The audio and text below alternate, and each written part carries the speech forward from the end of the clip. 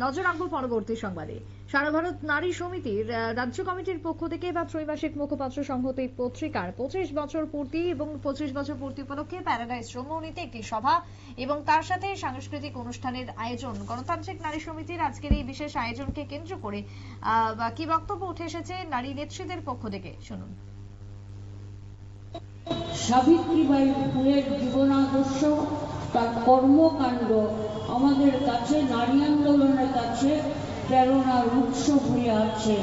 তাই আমি আপনাদেরকে বলবো যে সংহতি পত্রিকার গুরু দায়িত্ব আপনাদের নিতে হবে।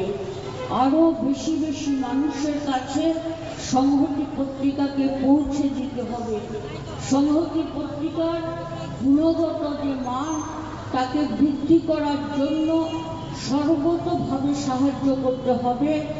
আপনারা যারা একটু লেখালেখি করেন প্রত্যেককে কলম আরো বেশি প্রসারিত করতে হবে।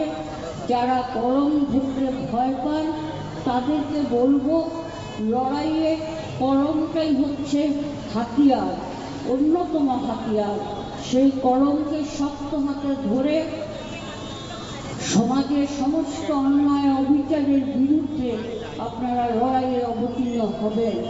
তো সংহতি পত্রিকার আগামী দিনে সংখ্যা বৃদ্ধি, গুণগত মান এবং প্রচার সংখ্যা বেশি হওয়ার গুরু দায়িত্ব আপনাদের উপরে আছে। আমি প্রথমেই আহ্বান। আপনারা শুনলেন সারা ভারত নারী সমিতির পক্ষ থেকে যে বক্তব্য উঠে আসছে, বিশেষ করে তাদের যে পত্রিকা রয়েছে সেই পত্রিকার 25 বছর পূর্তি উপলক্ষে এই বিশেষ সভার আয়োজন ছিল। সংহতি পত্রিকার কে কেন্দ্র করে আজকে সাংস্কৃতিক অনুষ্ঠানও পালন করলেন নারী নেত্রীরা। ছোট্ট বিরতির পর ফিরে আসবো, সঙ্গে থাকুন।